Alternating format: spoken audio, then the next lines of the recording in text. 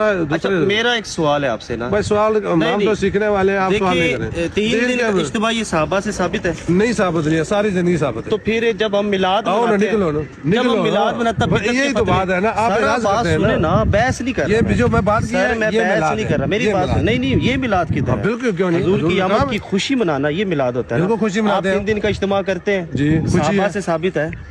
मैं नहीं, नजायज नहीं कह रहा, नहीं नहीं, साहबा से साबित तो सर मैं नजायज नहीं कह रहा, उसको कुरान पहले में तो मेरी बात सारी सुन जिंदगी ले। नबियों ने किया ना। सर मेरी बात सुन ये ले। हम कमजोर हैं। 3 दिन का इज्तिमा, मेरे भाई, दुआ करना, मेरे भाई, जनाजे की दुआ नजायज होगी? नहीं, जनाजे के बाद की दुआ नजायज होगी? अरे भाई जो दिन बनाएगा ना, मैं आप आलम नहीं हूँ, आप मुझसे बहस नहीं करें। मैं जो बात की है ना, आप मेरी बात मुझे का तो जवाब करें ना, कलमे की दावत आपने अभी हमें बुलाकर तबलीग की है, कलमे की दावत है, आपने अभी बुलाकर हमें तबलीग दी है। अब मेरे सवालों का जवाब दे दें। मैं जवाब नहीं देता सर क्यों नहीं आप जवाब देते? फिर आप तबलीग ही ना करें। मैं नहीं करूँगा, मैं करूँगा, मैं कुरान नहीं आप मुझे जवाब जवाब नहीं है। पिछले दिनों दानी भाई ने एक वीडियो बनाई है, एक तबलीगी जमात के साथी के साथ खड़े होकर उससे कुछ सवालात किए।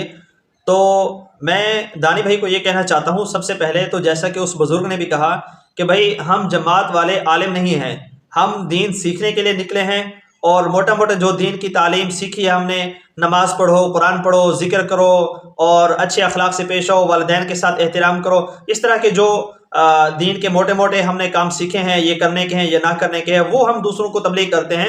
बाकी मसाइल का जानना, दलाइल का जानना, ये हमारे पास इल्म नहीं होता। इसके लिए आपको अगर दलाइल से गुफ्तगू करनी है, किसी दलील के बारे में मालूम करना है, तो मदारिस मौजूद हैं, उलमाए कराम उसमें मौजूद हैं, मुफ्तियान कराम मौजूद हैं, दारुल इफ्ता मौजूद हैं, मुनाज़रीन मौजूद हैं। आप उनके पास जाके जो है ना वो आप दलाइल से गुफ्तगू करें।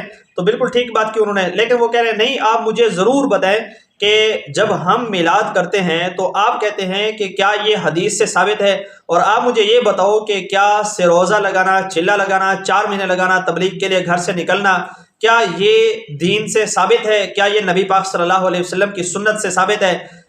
मेरे भाई, सबसे पहले तो ये बात देखें, अगर मैं अपनी तरफ से कोई बात करूं तो आप और मेरे सुनने वाले सब कहेंगे कि भाई ये चूंकि फरीक मुखालिफ है तो जाहिर सी बात है अपने मसलक के मुताबिक बात करेगा और उसका रद्द करेगा और अपनी दलील पेश करेगा, कुरान और हदीस को अपने मानूम है अपने अल्फाज में बयान करेगा।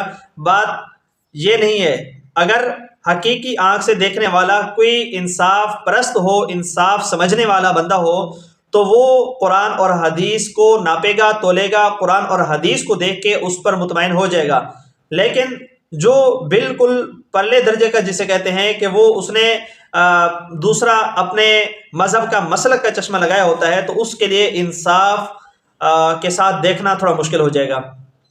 तो देखें, मैं अपने दलाइल देने से पहले अगर यही सवाल चैट जीबी से करते हैं, ठीक है, अब देखें वो ना मेरे मसलक वालों ने बनाया है ना ही आपके मसलक के लोगों ने बनाया है, तो वो किसी सुन्नी का बना हुआ नहीं है, ठीक है। उसके इजाद करदा कौन है आप खुद अगर मालूम नहीं है तो चैट जीपीटी से सवाल कर सकते हैं, क्या देवबंदी ने आपको बनाया कि आप उसके हक में या हमारे खिलाफ या उसके खिलाफ हमारे हक में बात कर रहे हैं? ये सब आप उससे भी सवाल कर सकते हैं। अगर यही सवाल मैं चैट जीपीटी से करता हूं कि जैसा कि आपने दोनों को नाप के बात की है कि भाई तबलीग, तुम्हारा तबलीगी जमात में निकलना अगर कुरान और हदीस से साबित नहीं है, तो फिर हमारे जश्न ईद मिलादुन नबी पर तुम्हारा ये एतराज़ क्यों होता है कि कुरान और हदीस से हमें साबित करके दिखाओ?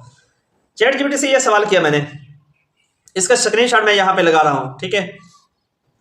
तो ये सवाल किया कि भाई आप बताएं कि अगर तबलीग के लिए जाना कुरान और हदीस से साबित नहीं है, बकौल आपके और बुजुर्ग को इल्म नहीं था, उसने कहा कुरान और हदीस में नहीं है, ठीक है, अच्छा ये साबित नहीं है, तो जश्न ईद मिलादुन नबी वो साबित नहीं है, उस पर एतराज़ है, तबलीग पर एतराज़ क्यों नहीं है? तो उसका ये जवाब आप खुद यहाँ देख सकते हैं। अगर इस पर भी आप मुतमईन ना हो तो आप खुद से चैट जीपीटी से यह सवाल कर सकते हैं, गूगल पे जाके सवाल कर सकते हैं, ठीक है। उम्मीद है आपको तसल्ली बख्श जवाब मिल जाएगा कि असल मसला क्या है।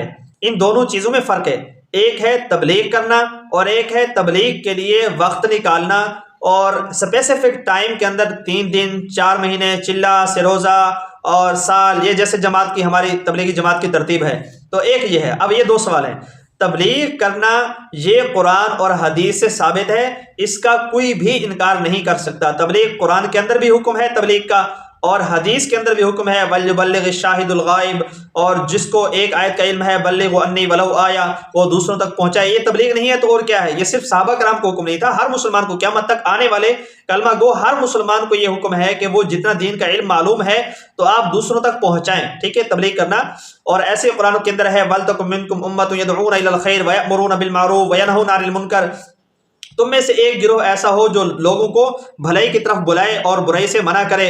اور کنتم خیر امۃ اخرجت للناس، تم بہترین امت ہو، لوگوں کو نفع رسانی کے لیے نکالے گئے ہو، ان کو بھلائی کا حکم کرتے ہو، برائی سے منع کرتے ہو۔ تو یہ سب جو آیات مبارکہ ہیں، احادیث مبارکہ ہیں، یہ تبلیغ پر تو دلالت کر رہی ہیں۔ تبلیغ تو ضروری ہے، تبلیغ تو کرنی ہے، یہ تبلیغ تو ثابت ہے، ٹھیک ہے، اس کا تو کوئی بھی انکار ہی نہیں ہے۔ اگر آپ انکار کرتے ہیں تو ظاہر سی بات ہے یہ مدارس جتنے بھی ہیں یہ سب تبلیغ نہیں ہے تو اور کیا ہے؟ تبلیغ ہے یا تدریس ہے؟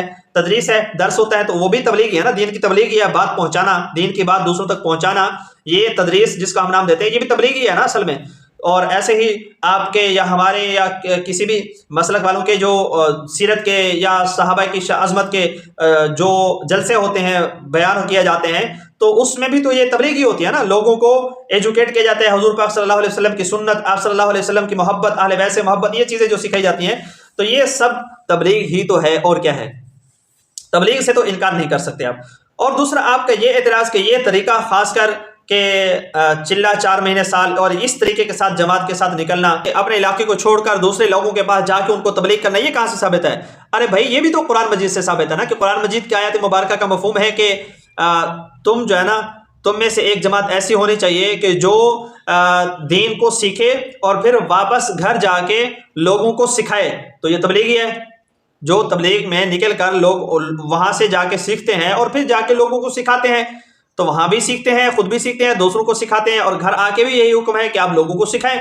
اور ایسے مدارس کے اندر اس پر بھی یہ آیت مبارکہ ہے کہ جو سیکھا ہے علم، اور فراغت کے بعد جو ہے نا، یا فراغت کے دوران جو بھی علم سیکھا ہے، آپ باہر کی دنیا میں لوگوں کو علم پھیلائیں، علم سکھائیں، دین کا علم سکھائیں۔ تو یہ تو قرآن و حدیث سے ثابت ہے۔ باقی آپ کا صرف اس بات پہ اعتراض کہ بھائی 3 دن لگانا ہی کہاں سے ثابت ہے، 40 دن لگانا ہی کہاں سے ثابت ہے، تو یہ ہماری اپنی ترتیب ہے، جیسا کہ مدارس کی ترتیب ہے۔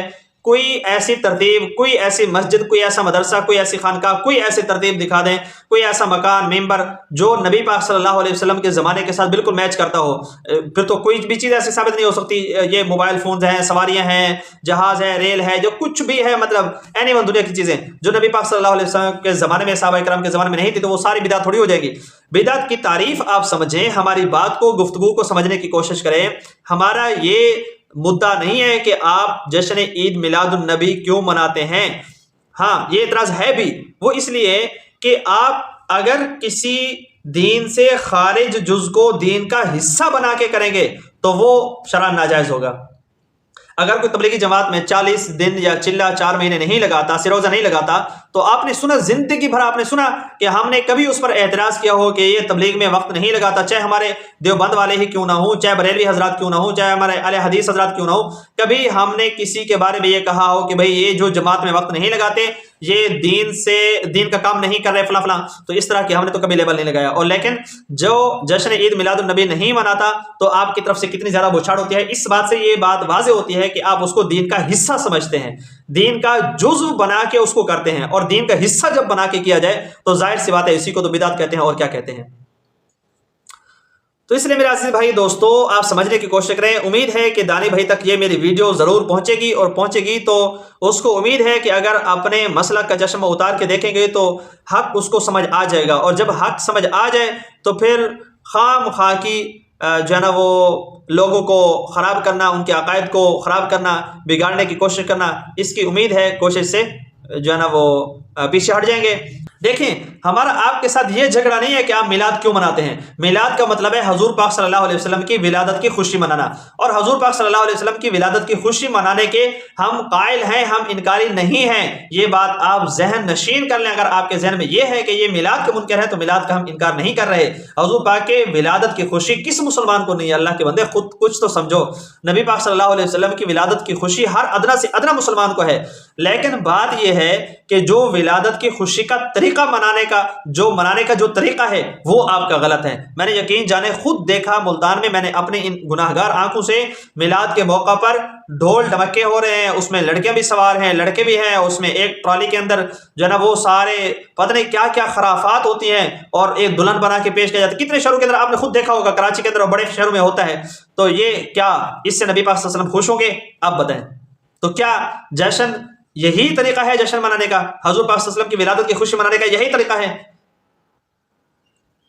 اگر طریقہ درست ہو، نبی پاک صلی اللہ علیہ وسلم کی سیرت بیان کی جائے، حضور پاک صلی اللہ علیہ وسلم کی صورت بیان کی جائے، نبی پاک صلی اللہ علیہ وسلم کا اٹھنا بیٹھنا چلنا پھرنا، آپ کے آداب معاشرت، رہن سہن، لوگوں کے ساتھ معاملات، آپ کی تجارت، یہ سب چیزیں بیان کی جائیں تو واہ واہ ہے۔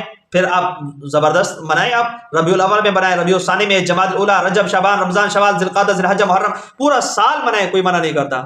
لیکن اس طریقے کو اس طریقے سے خاص کر لینا کہ جو اس طریقے پر میلاد نہیں بنائے گا تو وہ پتہ نہیں کیا کیا آپ کی طرف سے فتوے جاری کیے جاتے ہیں، تو وہ بالکل سراسر غلط ہے۔ سب لوگ سمجھتے ہیں، سب سمجھدار لوگ سمجھتے ہیں اس بات کو۔ تو اس لیے آپ اگر زیادہ فالوورز گین کر لیے تو اس کا یہ مطلب نہیں ہے کہ آپ قوم کو بدھو بھی بنا لیں گے۔ اس لیے آپ کو سمجھنا چاہیے اور حق کا ساتھ دینا چاہیے۔ جتنے لوگ میری بات سے ایگری کرتے ہیں وہ ضرور اس کو آگے شیئر کریں گے، اور انشاءاللہ یہ ویڈیو میری دانی بھائی تک پہنچ کر رہے گی اور وہ اس کا جواب بھی دیں گے مجھے۔